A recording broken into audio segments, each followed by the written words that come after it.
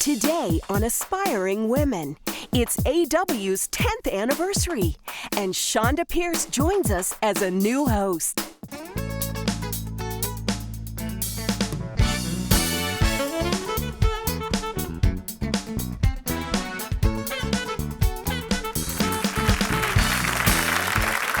Hello and welcome to Aspiring Women. This is a very special edition of Aspiring Women. This is our 10th year, our 10th season, and it's also special because we have this beautiful studio audience with us. Thanks for coming, everybody. You guys are great. Michelle, can you believe it's been 10 years? No, it does not feel like 10 years. I know I've had a lot of bad hair days, but it just and we're not doesn't feel that like, old, too.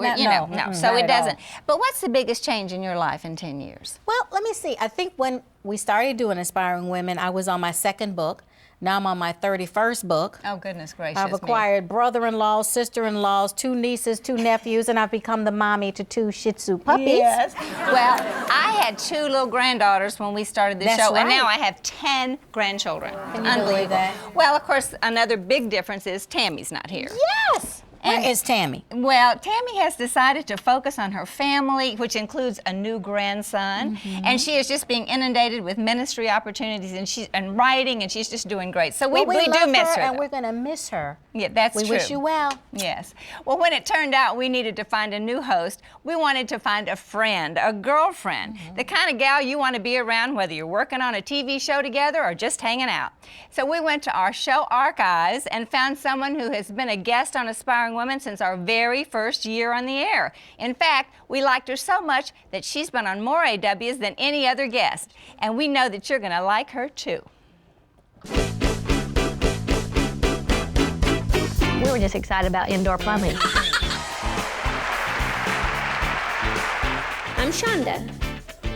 Mom drove a Chevy and my dad liked Hondas, and so, listen, you know what? This is what scares my mother, me, with a microphone. I don't know why he fusses about the little mood swing thing. That just keeps life interesting. Married one woman, he got 4 more later. Can I just say this? Because when they don't know, what y'all don't know is in the commercial breaks, we're here talking about donuts and various other things. And then the camera comes on, we're like, hello. Southern people are so scary when they cook. They fry everything. Just some of it we can't tell. Look at the aspiring men in here. I have no idea what that means. I just think that's funny. So we have a TV show here called Aspiring Women. Everybody wave, say hello. Television shows like this are a little scary. What's the matter? I wasn't funny? Did you get her phone number? We need to call her. I want to be her friend. I want to be her best friend. I just fell in love with that girl.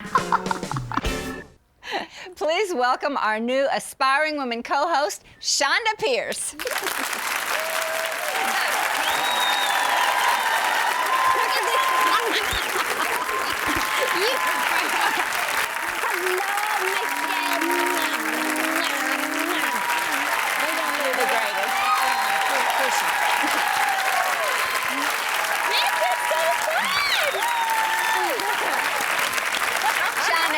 It is so great to have you. Well, it is. And you know, I have to tell you, just call me a blonde sandwich. well, I'm so glad that we have a woman of color in the middle, because it would be a wind tunnel if we had another blonde. This is reverse Oreo. Yes. Yes, it is. But you know what, Shonda? What? I just immediately knew that you were the person that I wanted to have, but I didn't think you'd ever say yes. Well, Why did you say yes? I just thought you were the bravest woman I've ever heard of. One, I've been hiding my phone number for 10 years.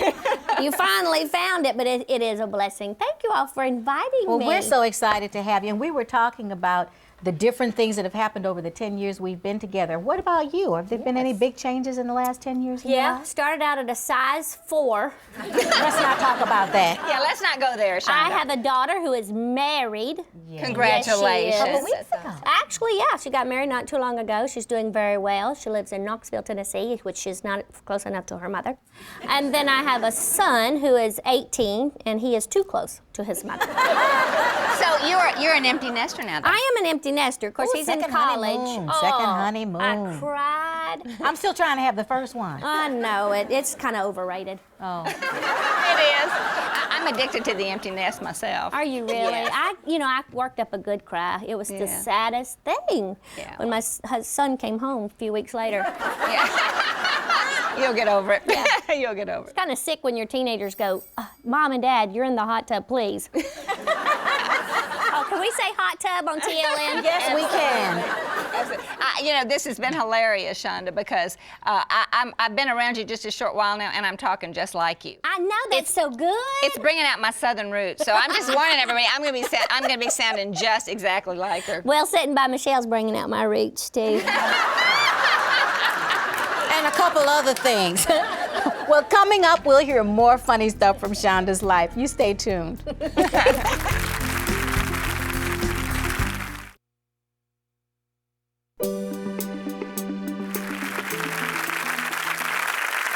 We're back once again. Please give a warm welcome to Shonda Pierce. That was very professional. Girls, when I got invited up here to the A&W, I decided what kind of chili dog I was gonna have. My root beer float that I've not seen since I've been here. And then someone said, it's not A&W, it's AW. Well, you need an and in there because there needs to be a chili dog somewhere in this house. Isn't that precious? Let me tell you what I've been doing the last couple of years, so you've wondered where I was. In the nut house.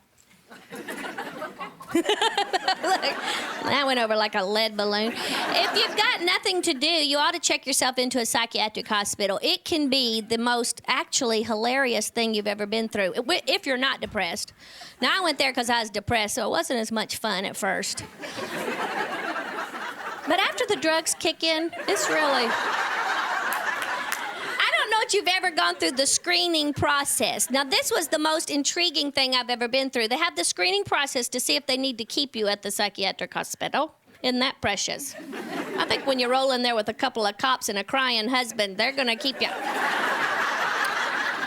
And so I rolled in there, and they have this whole form you got to fill out that you're there with your own free will. Yeah, right. I'm depressed. I have no more free will. And so I'm filling this out. Why they have to take your weight, I will never know. Are people depressed now by the pound or something? And please, if there's a psychiatric nurse in here, don't raise your eyebrows while you're writing down the woman's weight. Ooh. I mean, I'm there because I just decided I don't need to be in the world anymore. I don't need this. Oh. And then, as she removes the rubber gloves, because it is a very intense evaluation. And she pops the rubber gloves off. And I don't mean this crass or anything, but I did have enough wit left in me to go, who hides stuff there? I mean, I don't mean this ugly, but do you think a woman just walks through the mall and goes, I am so tired of carrying my purse? Where could I put it? I mean, I'm depressed. Do you think I sit at the breakfast table going, I'm going to take this butter knife with me? Where should... In case I need it later, I'm going to take this knife. It's just sick. It's just so strange. I told her, I said, wouldn't it be so rewarding for your job if a patient just went, oh, there's my car keys. I couldn't find them anywhere. It was the worst, it was the worst of times and the best of times. And I got better. I got some better medicine, and I'm on a new Christian campaign with new T-shirts that says, just say yes to drugs. I've been doing stand-up for 15 years. I've been in a few churches. I wish they'd slip a few antidepressants in the communion cup. I haven't done comedy clubs for years because it's just something I don't do anymore. My mother caught me. And, and the taste of Ivory soap never really goes away. As a matter of fact, I tasted it just last week. She is a mean woman. And so the interesting thing, somebody said, how come you don't do clubs anymore? I said, I don't know, because, man, I went to a couple of churches last week. I wish they had a 2-drink minimum. I'd be glad to buy the first round. There are some dead churches out there. I'm going to recommend them to the psychiatric hospital. They might need a little pick-me-up. But, yeah, it's been an interesting year. And so when you're depressed and down in the dumps, and by the way, I didn't know if I told you that I'm depressed. They told me I was clinically depressed, which I don't know how clinical that is. And I don't know, what's clinically depressed? There's clinically insane. And I've been that for years, but I make a good living that way. But the clinically depressed was just so interesting. I'm like, I can't be clinically depressed. I am a stand-up comedian. Do you know that I'll throw a kink in your job if you're depressed? You know, it's just not, nobody buys a ticket to see you cry for 3 hours. Well, A&W would, they're sick. But yeah, it's just an adventure. And so when you're feeling down in the dumps, what do we women do really when we're kind of down in the dumps? We eat. Well, besides eat. So when you eat, you have to do what? Go shopping and buy new clothes. So depression has its kicks, you know. But no, here's the interesting thing. I went down to get me some new blue jeans. Now, Michelle, I am falling in love with Michelle and Shirley. They are shopaholics. We need to pray that the Lord will deliver them and pass those things on to me. Because I despise shopping. You know, I just don't like it. If it doesn't come from Big Lots. And I only shop there now because I can. I'm a big girl. And so, yeah, you know, shopping, I just don't get into it. So I was in there in the dressing room trying on blue jeans. If you haven't tried on blue jeans lately, that is cause to check into a psychiatric hospital. That'll make you suicidal right there. I was tugging on one side, and my sister-in-law was tugging on the other. And the lady in there goes, "Is everything all right in there?" And I said, "Yes, I'm just having trouble with these blue jeans. I don't think this is my size." "Oh, yes, that's as large as they come." And she is still living. See how the Lord is working in my life. So I'm pulling these blue jeans up and tugging away, and finally she goes, "Ma'am, they're low riders. That's as high up as they come." I said, "Low rider blue, do you know what I'm talking about, low riders? Anybody?" Some women need to say no to the low.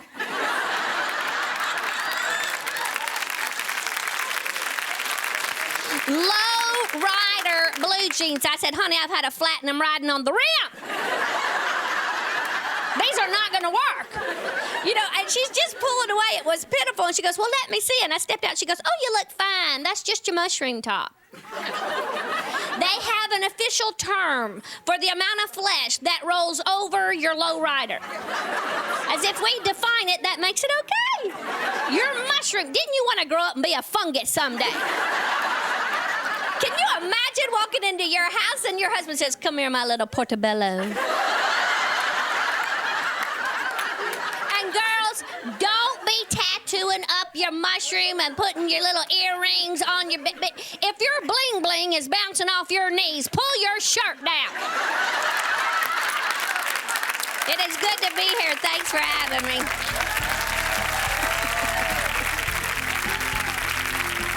When we return, Shonda tells us how she managed to find laughter again after some very dark times. Stay tuned.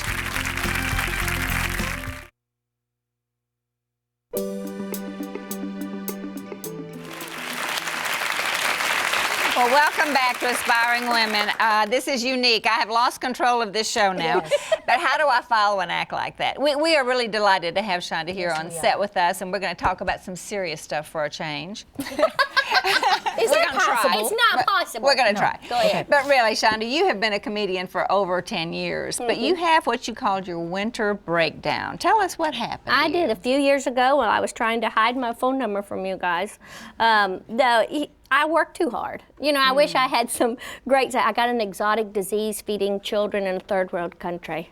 I was in a spa in Miami, and I thought I was having like a heart attack, you know, and anxiety. I've never been much of a panicky type of person, and I wound up going to the doctor. They couldn't find anything wrong with me, which was frustrating. And so after about 150 million different tests and pictures and videos of inside and out, they just discovered I think you're depressed. You know, and it was a bit of a shock. Now it was the beginnings of menopause, which is just the wonderful thing that Eve has left us on this earth.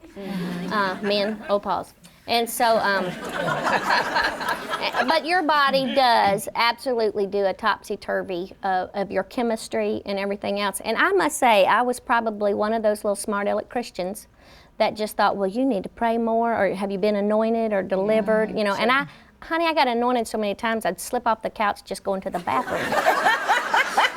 But now they did prescribe an antidepressant for you. How did you feel about taking drugs? At first, you know, you're like everybody, and everybody that's ever given drugs for depression, I would bet 8 out of 10 of them will, you know, soon wean themselves off. Well, duh, it's because you're taking the medicine is why you're feeling better. And it takes several weeks for the medicine to really work, to really kick in. It's like diabetes. It takes a while to get the right dose, the right amount. And I learned, you know, and I get choked up talking about it every time, it became one of the most humbling things I had to do. And maybe that was God's way of saying, you know, you've been at this a long time. Your name's on a ticket, your name's on a marquee. And even in the Christian entertainment world, it's very dangerous to start believing your press or, you know, and I pray I never had that I'm all that attitude. But I think deep down inside, I was always one of those that says, I'll take care of this, God. I'll let you know when I need you. Yeah. And taking that medicine became the most humbling thing that I've learned to do and still do every morning. Did you fight, though, with yourself about, do I not have enough faith to get past this? Because a lot of people do, in church especially. Absolutely. Now, the sweet thing was, I found out one of the sweetest relationships about God is found in the dark, and I'm not new at that. That's in the Bible. So many people got to know Him as a healer and a comforter. That's so true. Yeah. Well, Shonda, counseling was a big part of your healing. Well, what would you say to women who need counseling? Go. You know, and don't buy into that. I'm going to go this once or twice and just kind of talk about a few things. Counseling will give you what you put into it. And it begins a commitment. You know, the root word of counseling is counsel. And that doesn't happen in one shot. It takes a while, just as a relationship builds, and we've known each other now for 10 years, and now our relationship, we get to work together, we're going to see each other more often. It's the same thing with counseling. You begin to build a rapport, you feel a trust that you can tell this person anything.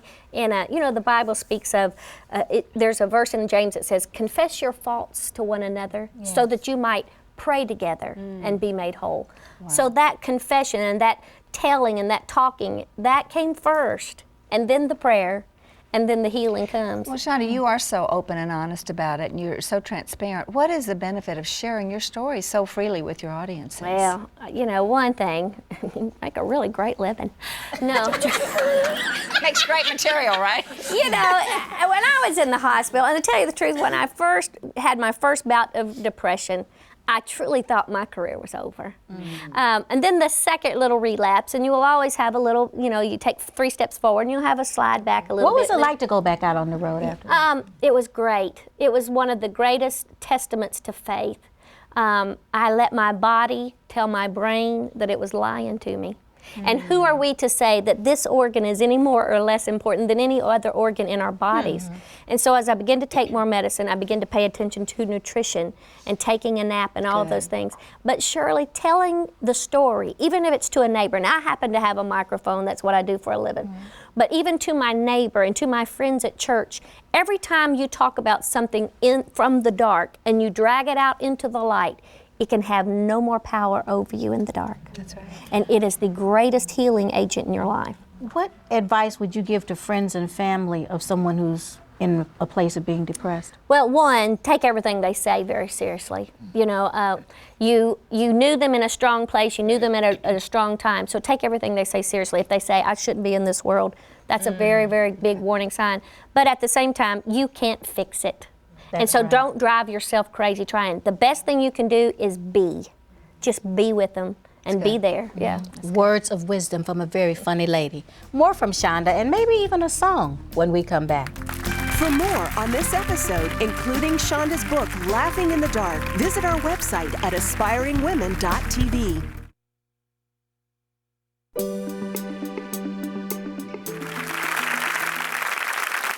Welcome back to AW. One more time, here's Shonda. Come on, girls. Get into it. Whenever I wake up, girl, something inside. Yes, it starts burning. Oh, you know it sets me on fire. I said, doctor, doctor, give me the calls. He said, girl, welcome to menopause. It's like a heat wave, just burning in my heart. I can't keep from sweating, it's tearing me apart. Whenever someone calls my name, soft, loud, sweet or pained, well, I can change it, my mood, oh, I can change right there and then. Is it really just as hot as that? Why can't he fix that thermostat?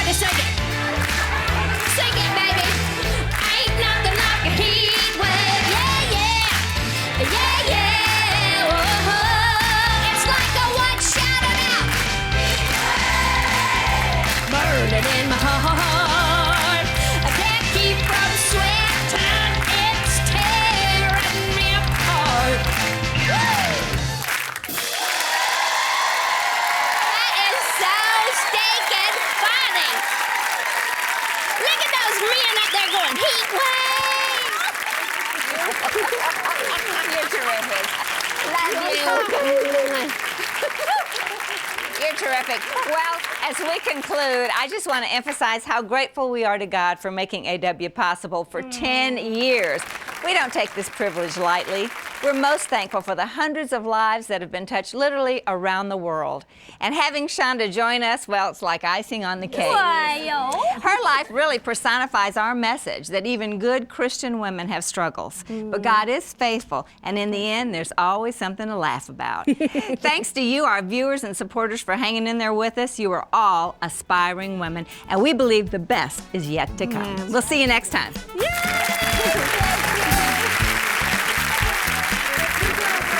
I'm gonna forget it in 5 minutes. Don't say anything. Boy, that's a song about menopause, and you forgot the words.